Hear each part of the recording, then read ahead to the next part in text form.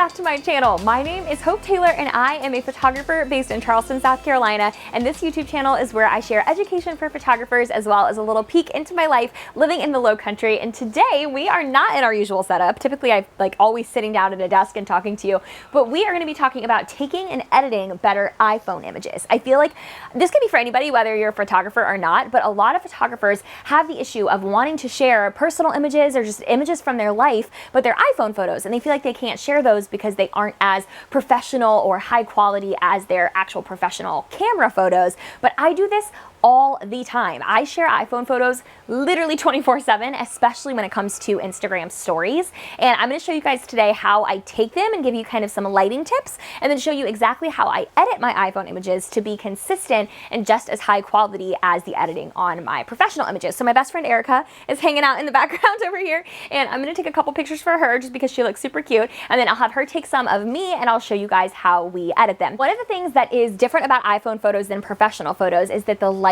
is a little bit different. There's some things that look good on iPhone photos that don't look good on professional photos, and vice versa. The location that we're at right now is like a covered patio, so this is going to be your most ideal lighting situation across the board for both iPhone and professional photos, because the lighting is super even. This white floor is acting as a natural reflector that's bouncing really pretty light back onto our faces, and we don't have to worry about any harsh shadows or bright light streaks. So this is the most ideal lighting scenario for any type of photography, and it's just really even, and it's my favorite color. So I'm going to show you guys how I would take the iPhone pictures. I just do them in like the normal photo setting. I don't like portrait mode. I don't like any of like the 0.5 zoom or double zoom. I just do it on normal photo. I'm going to take a few of Erica, and then I'm going to show you guys how I edit them. So I like to, with iPhone photos, I like to get a little bit of a higher up angle, kind of pointing down towards the subject. It's typically a little bit more flattering than trying to like point up or be straight on. So having her sit makes this really, really easy.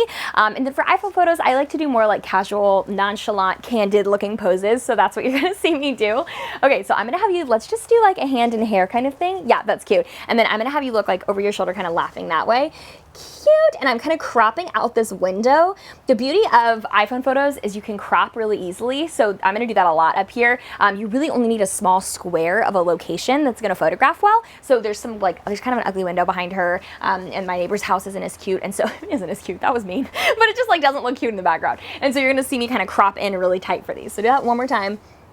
Cute. And I take a bajillion photos when I'm doing iPhone stuff. So I'm going to come in a little closer. Cute. And then kind of laugh over that shoulder. Perfect. And then smiling right back here towards me. Okay, these are going to be so cute. The blue is making her eyes look so good. Okay, so I probably just took like 30 photos. I just keep snapping a ton of times. You used to be able to do that with burst, but they've kind of changed that so you can't burst anymore. So I just take a ton of photos, and this is what Erica and I do in real life. So we're going to swap really quick. I'm going to have her take a few of me, and then I'm going to sit down and show you guys the editing stuff. So Erica's going to do a couple photos of me now like we normally would do if I was getting Insta story photos, and then I'm going to show you guys a boomerang trick too to edit your videos. So, okay, let's take a few. What should I do with my hands? Like hips?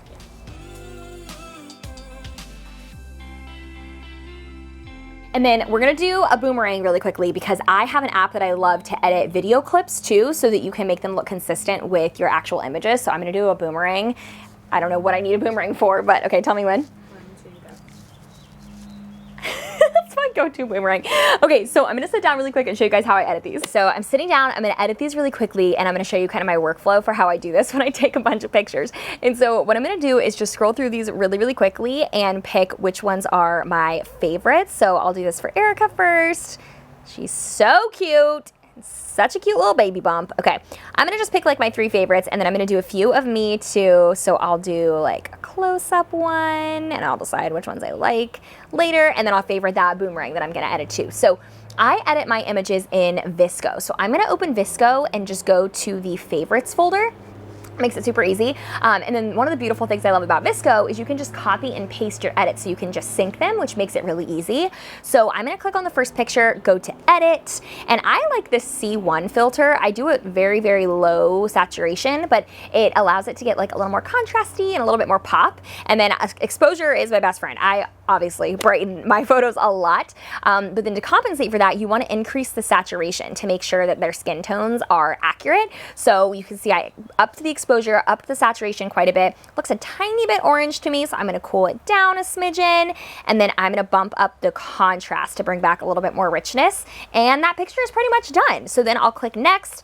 I'm gonna hit Save Draft, and I'm gonna go here to Copy Edits, go back to Camera Roll, and paste that edit on all of these pictures. I can't edit the video in here, but I'm gonna hit Paste Edits. I have the free version of Visco, so I can't edit videos in there. And then I'm gonna allow it to modify all of those pictures. And then I'm gonna go check on them all and be sure that none of them need additional edits. If they do, I'm just gonna adjust exposure and little things like that. And then we'll edit these ones of me super quick. So I take pictures up here all the time in this exact spot, but I try to crop it in and make sure you can't see that windowsill. So I'm gonna crop in, straighten it, good to go, amazing. And then I'm gonna bump up, it looks a little green, so I'm gonna bump up the pink just a smidgen, hit next, and then I'm just gonna copy and paste that edit onto the rest of the ones of me, and we'll be done with those pictures, which super quick, super easy. And you can see that they are pretty comparable to the quality, or not the quality necessarily, but the editing style of my professional photos. So if I were to post this on my feed or on my Instagram stories, it looks consistent with everything else I post. And then I'm gonna pull up an app called Color Story, which I absolutely love this app. It allows you to edit your video clips and your boomerangs the same way that you edit iPhone images. So I'm gonna just pull up the boomerang, go to Adjust, and do a very similar edit to what I just did. Increase that brightness, increase that saturation, and then maybe decrease that temp just a little bit. You can see the difference there. And then I'm gonna save it. And look how cute, that it literally looks just like the edit on the images and then on my professional images too. Now everything is consistent and really, really pretty. So I hope this was helpful to you guys. This is literally, I do this all the time. Anytime I take iPhone photos of myself, Erica and I swap all the time. We just take a whole bunch and edit the ones we like, and then we're golden. And so I hope this helped you guys. I would love to see you guys subscribe so you can watch my videos. I post a new one every single week. I'm grateful to have you watching along, and I'll see y'all next time. Bye.